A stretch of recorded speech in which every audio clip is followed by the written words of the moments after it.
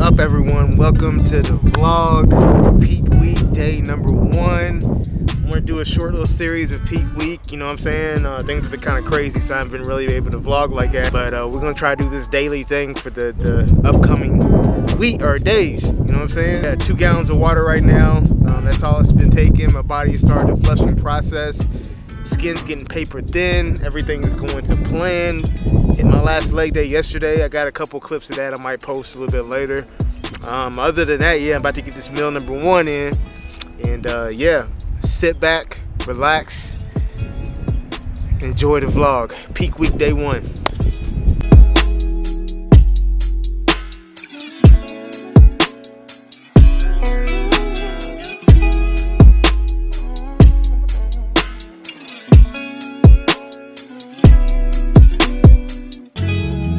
Alright, so I'm gonna show y'all what I'm eating for meal 1. I might put the measurements on the screen.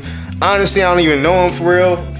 Lindsay makes 99.9% of my food, and her and Tyler talk all the time. At this point, I'm just executing, you know what I'm saying? So, obviously, 2 slices of Ezekiel toast. I think this is 100 grams of berries and 265-ish grams of liquid egg whites with about a cup of spinach. Pretty sure that's what the measurements are. Oh, and then I have my little apple cider vinegar concoction, which is glutamine in here, half squeeze lemon, and a tablespoon of apple cider vinegar in 8 ounces of water. Warm, you know what I'm saying? Good for gut health and all kinds of shit. And yeah, so I'm gonna get this down, handle some of these clients, and then I will get back with y'all. You feel? Oh no, yeah, the cardio after training sucks. Process with the water, we're increasing the water so that we can flush the residual water, the subcutaneous water under the skin out. So that way, when we start filling you back out, the muscle will press against the skin, and there'll be no water in between the skin and the muscle, so you'll be able to see more separation. Does that make sense? Yeah. All right, so got done with my clients, went shopping, you know what I'm saying? Yeah, so here I am, back now. I'm ready to eat my pre-workout meal here in a little bit and go to the gym and train. Waiting on Lindsay to get back. Yeah, man, much love to all y'all who've been showing me support, man. Like, my social media has been like going off the chain of like so much love and shit like that. I appreciate y'all for real. And to the newcomers signing up for Team Hill, appreciate y'all too. So I've been doing a lot of reformatting for my team, my coaching business. I've been, trying to take these courses, trying to get more knowledgeable, and doing a lot of things, and one of the things I want to do on this channel is give knowledge and give value, right? So I'm going to kind of let y'all in on a little conversation I had with a couple clients. I'm not going to say who, but a couple clients. And I want to start moving towards, getting more tape measurements as well as caliper tests, because I think that you should have multiple ways to gauge progress. It shouldn't just be from a visual standpoint. The reason being, in my opinion, is because of data and being able to progress, right? Because you can't get to where you're going without knowing where you came from. So if visually I'm seeing something, then measurement-wise that's backing that, then also body fat percentage-wise is backing that. So we want to stay in parameters, right? Like, I don't really prefer my girls to go over 22% body fat, right? So I typically have to do a caliper test, a 7 skin fold test to kind of see where they're at with that. And also I have them do tape measurements. So if we're trying to work arms or bring arms up, we can kind of measure that progress. And by doing those three, the visual, the tape measuring, and the body fat percentage, you can kind of hone in on what we're doing. Are we optimizing our improvement season? You know what I'm saying? Are we progressing? Are we getting more lean tissue and minimizing fat accrual? Are we doing all these things? You can't just up in the air if you're just looking visually. Yeah, you can have an astute eye, don't get me wrong, because of years of experience. But doing it this way, you can have more data for a future reference. And also, you can be more targeted. So I've been reformulating and reformatting a lot of things and getting my processes a little bit more streamlined, increase my workflow and my efficiency. But yeah, so that's what I've been doing today. So a couple of hours went by because I've been working on that shit. But now I'm about to, chill for the rest of the day other than the gym and posing. And yeah, man, it's a beautiful day outside. If y'all, you know what I'm saying, are not outside, go outside. Well, shit, this will be posted tomorrow. Take my word for it. Take my word for it. So I'm going to go ahead and get that shit done, and I'll holler at y'all in a minute. All right, so about to eat my pre-workout meal. It is 150 grams of carbs. I believe it's, 6 ounces of protein? 5. 5 ounces of protein and asparagus. So I'm going to eat this, and then we're going to get ready for the gym and go train back. All right, it's time to go train. So the next clip you're going to see is going to be the last back session of the prep. So we're going to do a countdown. Haven't done this in a while. All my old school subscribers know what I'm about to do, and they know what's going to be next. So I'm going to do a countdown old school style. Old school Team Hill style. So be prepared for the last back day of the season.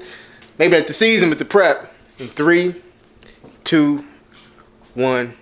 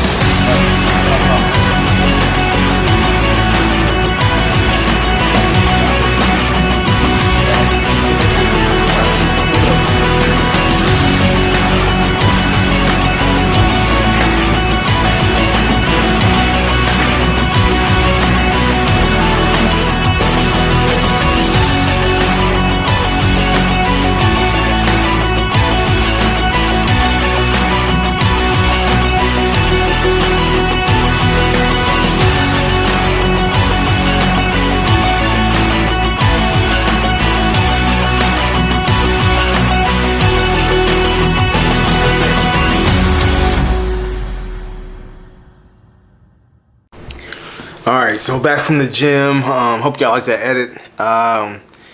Anyway, so I wanted to touch base because I wanted to kind of go over, I guess, my why for this season.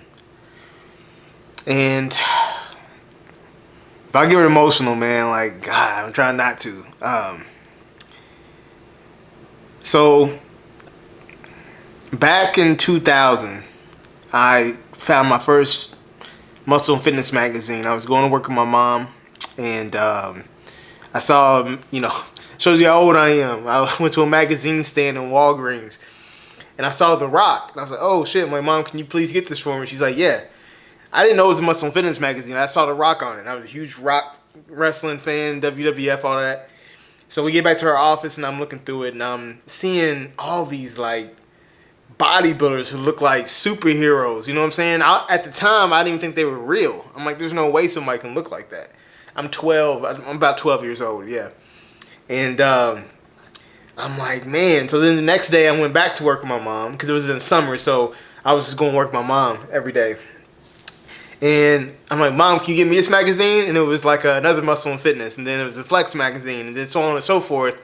Till finally, I talked her into getting me a subscription to Muscle and Fitness. And I remember some things happening in my home life. I'm not going to get into the details. But just know that I try to protect my mom. And I'm like maybe 85 pounds or some shit. And I couldn't do anything. I felt hopeless. I felt just useless. And I'm like, damn, I can't even protect my mom. The next day, I told my mom, I'm like, Mom, I want to become a bodybuilder. Like, I want to start, like, training like a bodybuilder. And I can only imagine what I look like saying this to her, right? But you know what my mom did?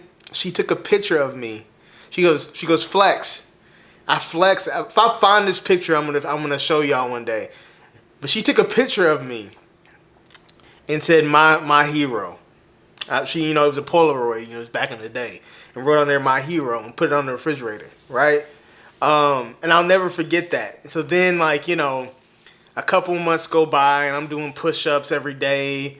That's when the Bowflex came out. And I'm, like, begging my mom, my dad for a Bowflex. And I played all sports, basically. Basketball was my main sport, but I tried sport. I didn't like it. I would quit. So they didn't have any faith I was going to stick with it. So I'm like, all right. In my mind, I'm like, all right, bet. And I would literally go downstairs and I would do 1,000 push-ups. So I would do sets of 50 to 75 all the way till I got to 1,000. Then I would go outside. They had like an old school cast iron bench type of swing. Old people used to have that shit back then. I took that shit off, wrapped my hands, and started doing chin-ups. I would do sets of 20 to 25 all the way till I got to 500. And I did that every single day. And my parents saw me day in and day out do it. And needless to say, one day, I came home and I was crying and I was upset. And I was telling my mom, and so what happened was I was at school, I was reading about Muscle and Fitness magazine. Now you gotta think, I'm 12 years old. This is way before Chris Bumstead, way before IG, way before YouTube. So people don't really know what bodybuilding is, so imagine being another 12-year-old kid, seeing a skinny 12-year-old kid looking at these oiled up guys with thongs on. Needless to say, I got made fun of. You're like, oh, that's gross. Like, you'll never look like that. Da-da-da-da. So I come home crying. I remember I just plopped on the kitchen floor, threw my bag down, and then I'll never forget this. My mom sit down on the ground with me, and she was like, Larry, what's wrong? I'm like, these kids keep making fun of me. Like, maybe I'm not cut out for this. Maybe I can't do this.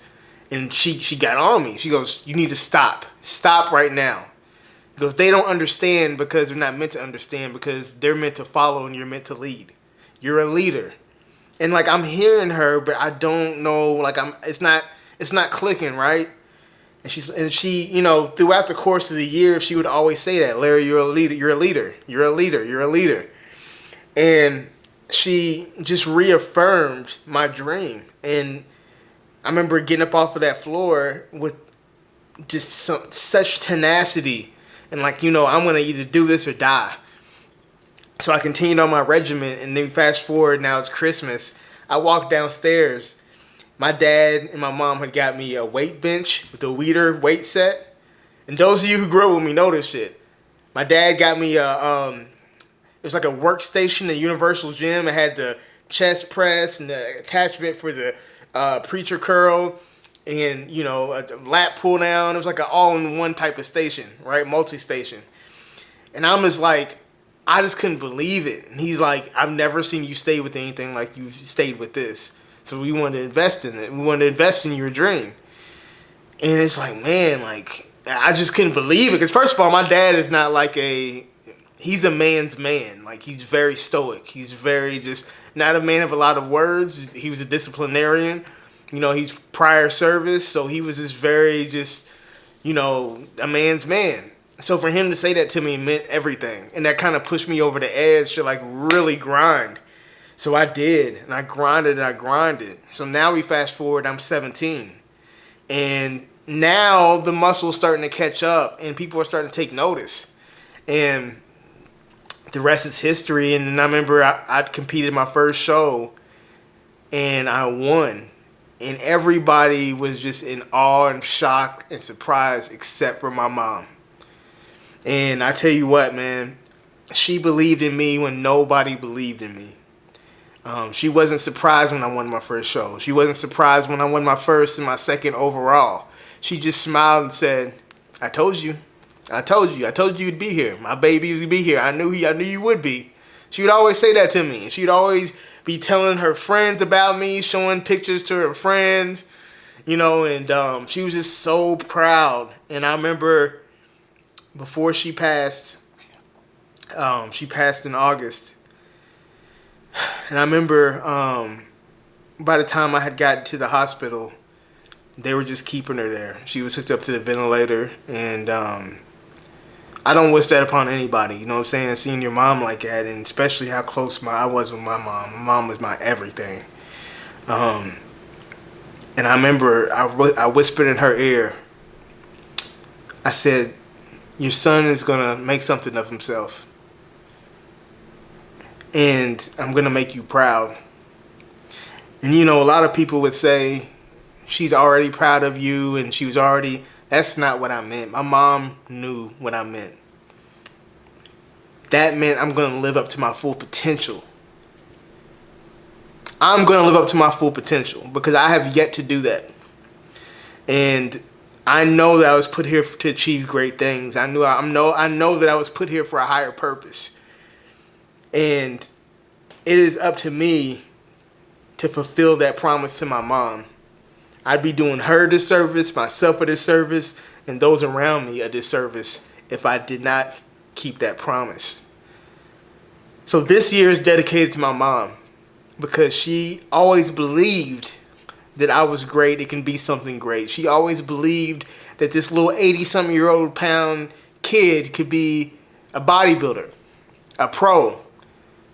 She really saw that in me because of my mentality and how hard I used to work if I was determined. To this day, if I have my mindset on something, I'm going to do it.